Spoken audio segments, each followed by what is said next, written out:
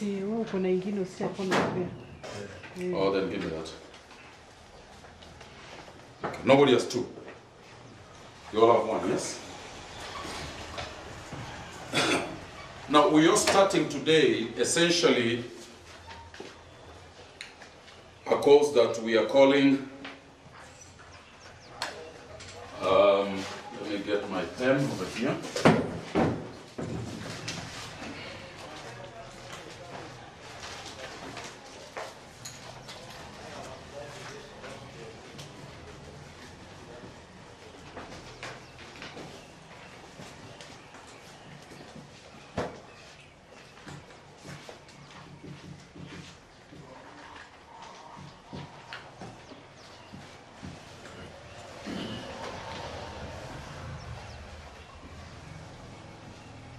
Introduction to Historical Theology and Church History. That's what we are starting today.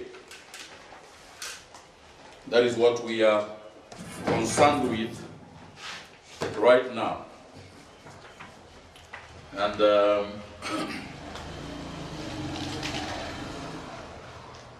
it is quite an important subject, actually.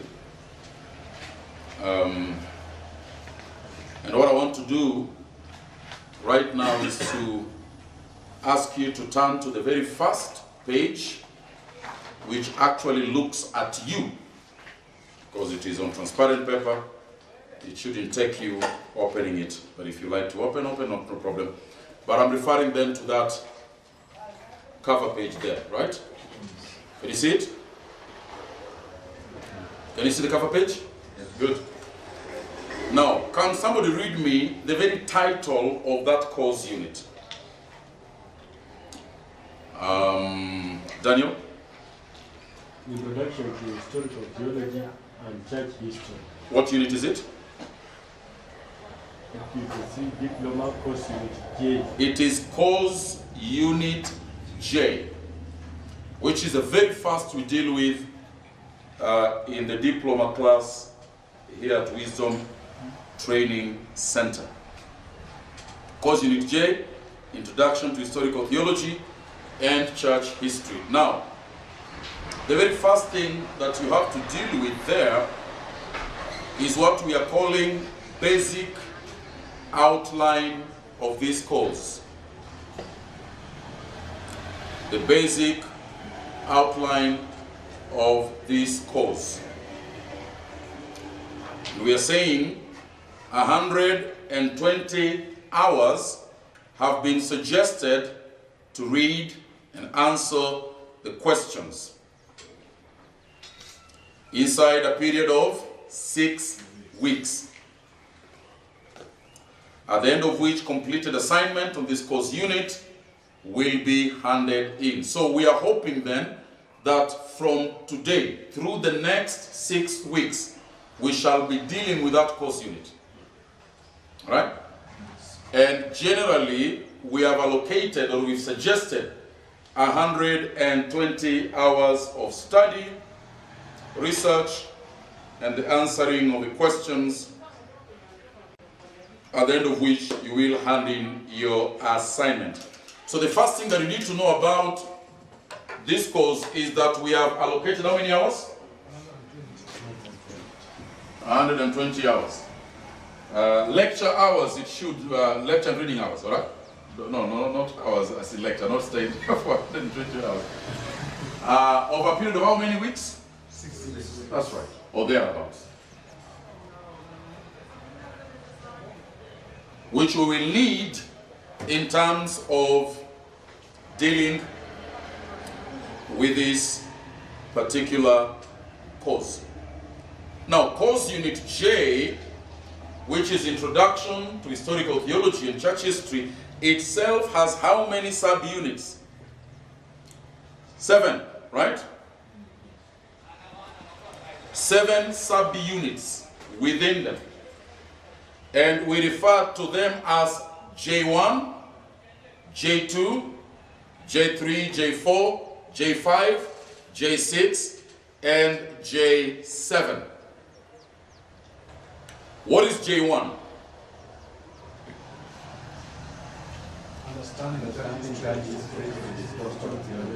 Understanding church history and historical theology. This has to do with defining the cause, all right?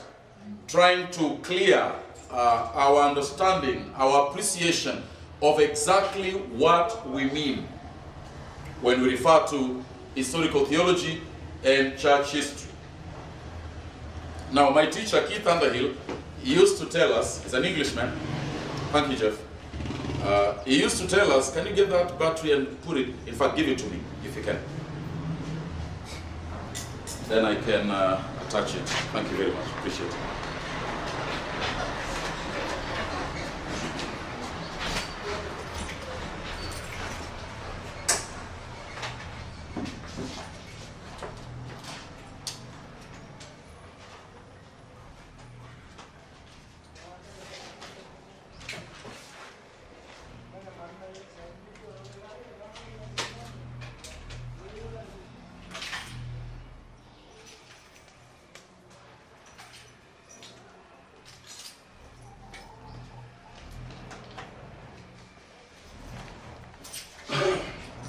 Excuse me, please.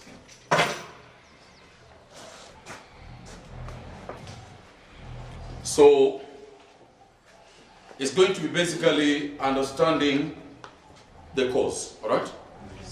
I was saying my teacher, Keith Underhill, used to tell us, before you engage in any discussion, it is very important, very profitable, to first of all define terms.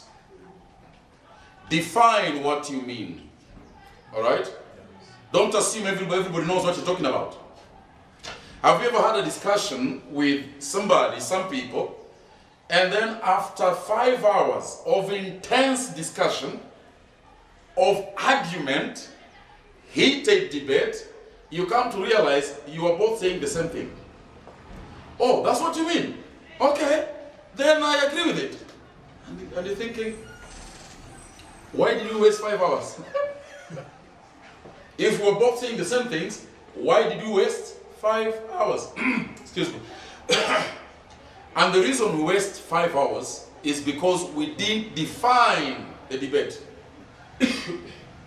So everybody understood it in their own way and thought they're saying something different when both of them were actually saying the same thing. So it is important to understand the subject you're dealing with before you contribute to it. So J1 has to do with understanding church history and historical theology. We're going to ask questions like this.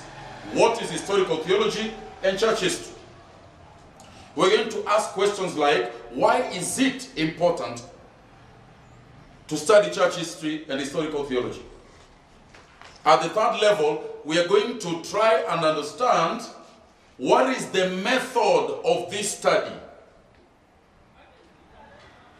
Now, I got to warn you, the problem with the diploma class as opposed to the certificate class, are you still following what I'm saying? Yeah. Is that the diploma starts not gradually, it starts on the deep end. Right? It doesn't have this gradual introduction so that you come from simpler things to, you know, more difficult things so that you're prepared. No, in historical theology, in diploma class, you jump straight in. If you die, you die. If you survive, you survive.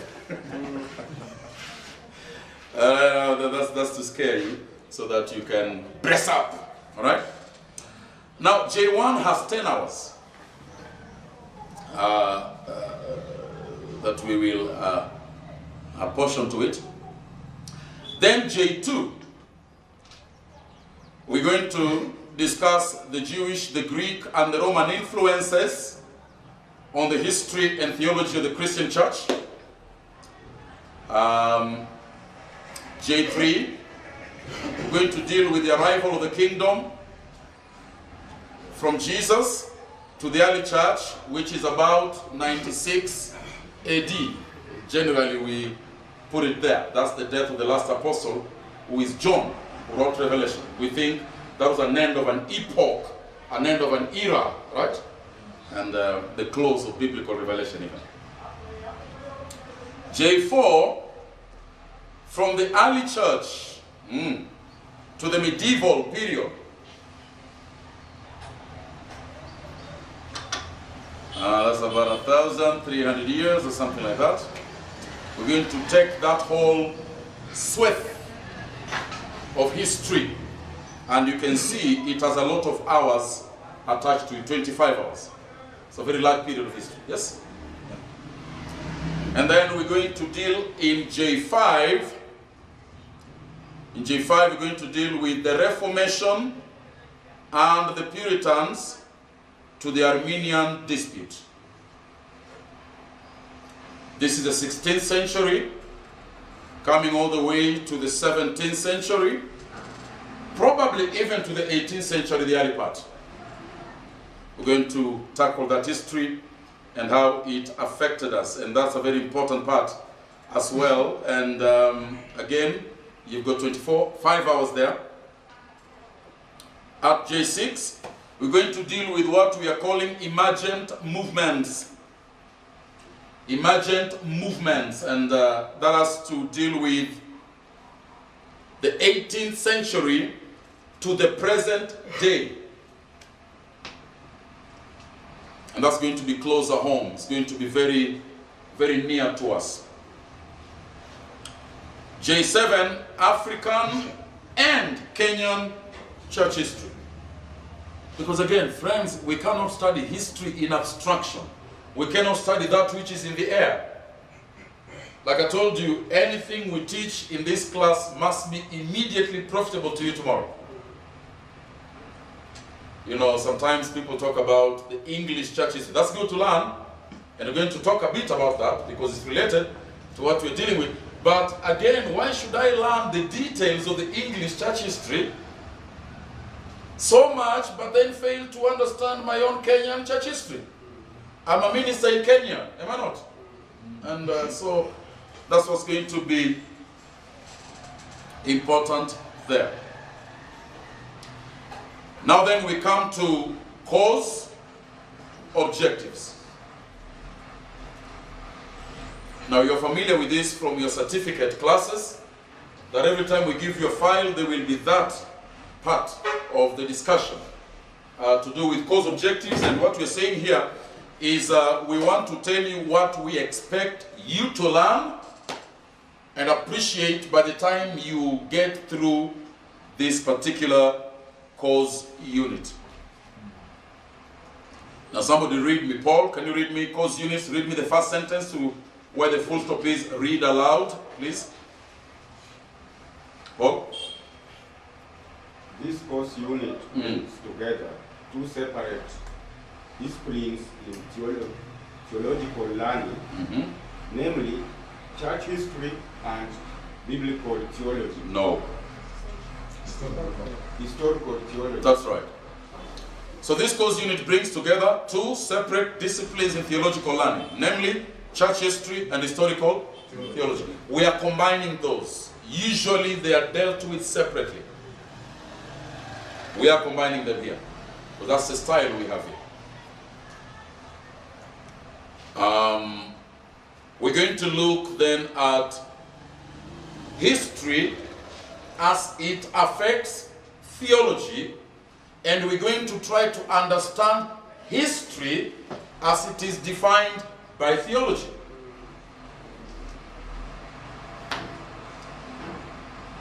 That's why we talk about historical theology and church history. There's a theology that shines through, you know, the history of the church. And we should say some more about this in the coming days. Lydia, please, second sentence down there. We shall be expected to have a basic appreciation of the heritage of all true Christians from the study of events which God has used in the history of the Christian church. Okay, so you'll be expected to have a basic appreciation. Basic. Not thorough. Okay? That's why we call this course unit Introduction to Historical Theology and Church History. So we are aiming for you to have a basic understanding and appreciation. Let me change the word basic. We expect you to have a working knowledge. Do you understand working knowledge? knowledge that helps you to navigate your Christian life and your Christian ministry. So we are not interested, in a lot of jargon and technicalities. No, we are not. We are only looking at historical theology and church history insofar as it is directly relevant to your Christian life and ultimately then to your Christian ministry. This is essential so that we may then appreciate our heritage as true Christians from the study of events which God has used in the history of the Christian church. Kibondori, can you give me the next portion? The student. The student is particularly urged to notice how God has preserved and indeed illuminated his truths to the church through the debates, struggles, persecutions, which our forebears have by providence are taken off.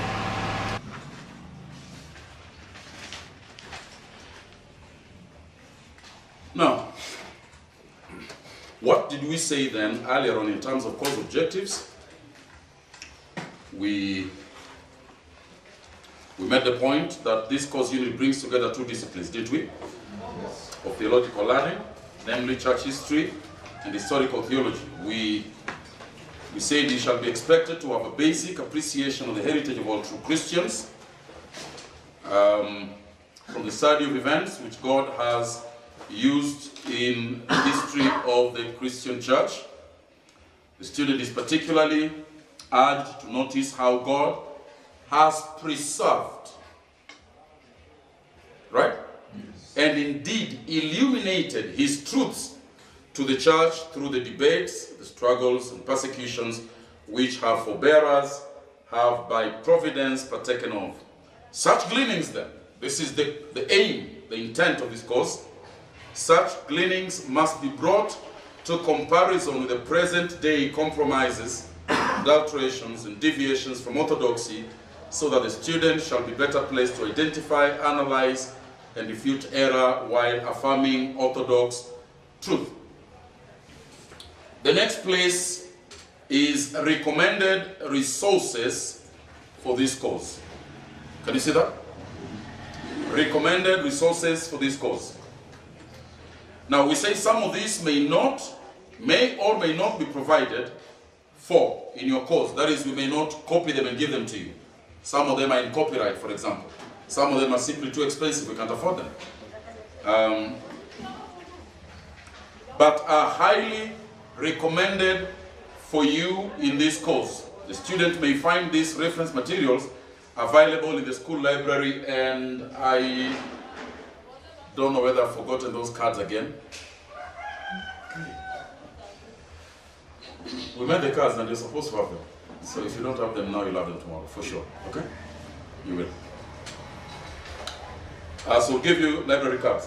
Now, one of the recommended resource materials is History of the Christian Church. That's a book, all right? The History of the Christian Church. Number 2, Fox's Book of Martyrs.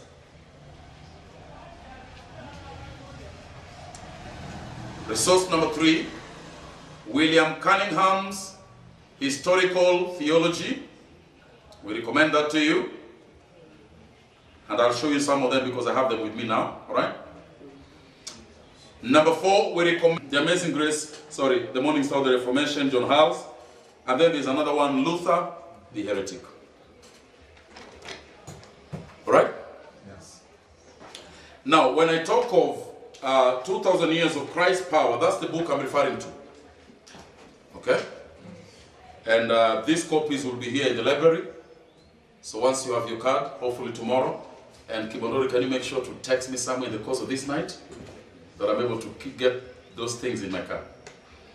Yeah, so 2,000 Years of Christ's Power by N.R. Needham. This is part 2, so I should be looking at part 1. There it has got very mean-looking people. Those are the Puritans. They were quite strange-looking people. Actually, all the photographs that take the Puritans, they are never smiling. They were quite serious guys, yes? So that's part one, and that covers the age of the early church fathers. So it's interesting the way he calls it, yes? 2,000 years of Christ's power. That's how he looks at history. It's 2,000 years of Christ's power. And then part 2 of 2,000 years of Christ's power, he deals with the Middle Ages. And again, those guys are pretty mean looking. Our brothers there, they were very serious with the word of the Lord, yes? And then part 3, the Renaissance and the Reformation. So those 3 volumes will all be up there in the library. I also did show you this, yes? Sketches from church history. Now, I'll tell you, I think in terms of a very useful book, especially in our context, this is very useful. Because it's small, no, it's not as voluminous as those ones. You've seen that? Yeah. But this one covers the whole of history in sketchy form. That's why it's called sketches. So for you who don't like very voluminous reading, this is very helpful. Yeah. And then, by the way, it has pictures, as you can see, very colorful. If you go here, it will show you a picture. It will show you a picture. So you're reading with pictures. We are like nursery school kids, and there's a value there, right? So S.M. Houghton, another good one, an illustrated account of 20 centuries. Again, it talks of Christ's power. Another one we recommend to you. Another one is John Wycliffe, The Dawn of the Reformation by Mr. David Fountain. All right, The Dawn of the Reformation, that's the story of John Wycliffe. It's another good one we recommend to you. Please do find time to go through that. Now, here's another wonderful book. When I read this book, I thought it was quite an excellent one. It has been written by a very contemporary individual, Michael Reeves. He's still alive, a preacher today, not very old by the way. And he writes very warmly, very, very warmly. Very devotional kind of writing by Mr. Michael Reeves. The Unquenchable Flame is how he looks at the history of the Christian church, particularly the Reformation. And he has a very nice way of dealing with it. Actually, there is another book written by Mr. Reeves and Tim Chester. My dear Peter did not bring that book out, but it is somewhere here in this library. It is called, how is that book called? Is the Reformation over, I think? Is the Reformation over, I think, is the question in the book. And Michael Reeves and Tim Chester, again, dealing with quite important issues of the Reformation. All right? Now, here's another book I think you will find very interesting. Is by Mr. E.M. Johnson. The book is titled The Man of Geneva. The story of John Calvin. John Calvin is, the system of teaching that we bring to you is generally nicknamed Calvinism. Right? That's the man we're talking about. He organized it. Are we together? Yeah. He organized that teaching for us, and that's wonderful. The next is The Letters of John Calvin. Another very important little book. Again, you'll have this in this library here, and you can have time to go through them. The Letters of John Calvin. I particularly like a letter he wrote. I think this is in page 90 of this book. 90, is it? Let me see, what are we talking about here? Well, I can't quite say. But it's a conversation between him and a man called Cardinal Jacopo Sadoleto. It was an important conversation. Jacopo Sadoleto was a Catholic cardinal, and Calvin is Reformed, Protestant. And then they engaged. Great minds engaging in a theological debate, and there was an allegorical, sort of satirical exchange of letters between those two men, and I think we learned a lot of theology from that period. Excellent, excellent material. So if you can buy those books somewhere, buy them, but we will have this in the library here, all right? So that you can access them and read them. And some of them will photocopy for you, some of them actually in the reading materials which we have given you. So much about the course then, in terms of introducing the course material and what we expect you to do. When you come from the break, what I want us to do is to define church history, all right? And also deal with why it is important to study church history, and so on and so forth. Is there any question now? Yes, Miranda, please. My question is about those books. Yes. I consider not many, maybe we want to borrow them. Mm. Yeah. Yep. How sufficient will be. That's why we have a rule, and it will be written in your card. No book stays away for more than a week. You take a book like today. Today is Thursday. Next Thursday, that book must be with us, so somebody else can have it. So if we have these books, yes? 1, 2, 3, 4, 5, 6, 7, 8. And then there is more here, like that other one. There is more actually. Let's say we have 15 books. Almost everybody can find a book. And when you return that one, you take the other one, which the other one took away. So we have quite a number, and I think we are safe in that way. So that's where we're going to go. What was on that line? Right. What we're asking now is, what is historical theology and church history?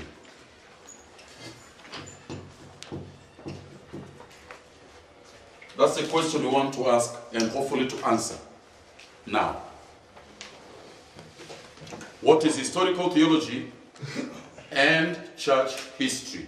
What is this discipline we are dealing with?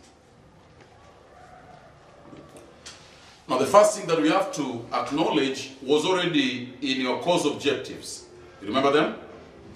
When we say from the very first line, this course unit brings together two separate disciplines in theological learning. You know, at a certificate level, you dealt with what we called systematic theology. Is that right? That was the approach we took to the interpretation of Scripture, to the understanding of Scripture, an entry point into scriptural material, biblical data. But another way, we told you then, is what we call historical theology. That's another way of approaching theological learning. And church history as well. So we are dealing with two separate disciplines here, but we are dealing with them as one. That's what your course objectives introduced you to. Can you remember that? That's not too difficult. So let us first of all acknowledge, let us first of all accept that what we're dealing with in this course unit are actually two theological disciplines in one file.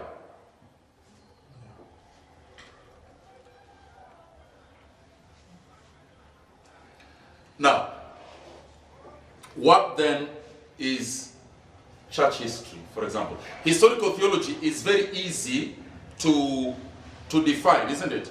It's the theology we find from history. All right? That's all. It's the theology we learn from history. What history teaches us, for example. And we say through debates.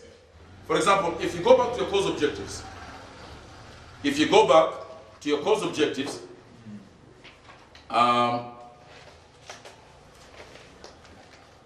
look at the third sentence. The student, all right?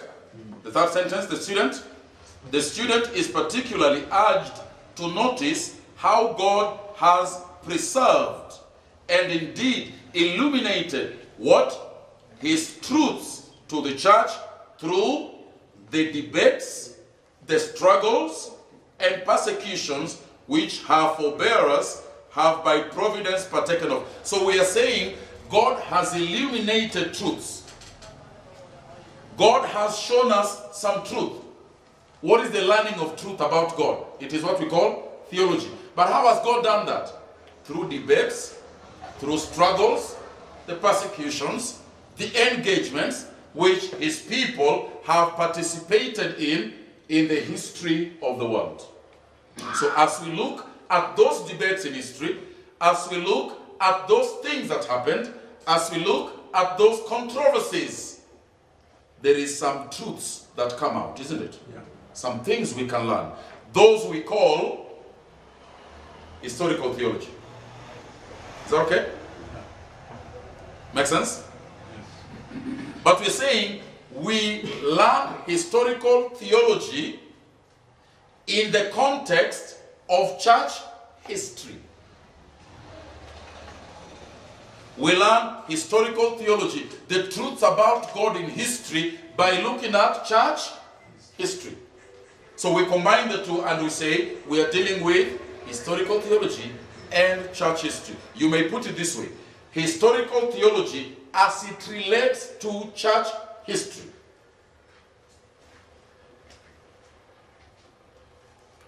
So, for the purposes of clarity and simplicity, let me then restate what I said originally. Historical theology is simply the theology we learn in history, okay? The learning about God, which is theology, isn't it? Which comes to us by way of historical debates, historical engagements, and historical events, and so on and so forth. Makes a lot of sense, I hope, in your mind. Having done that, we must then turn our attention to understanding then what exactly is the discipline of church history, which is the backbone of historical theology.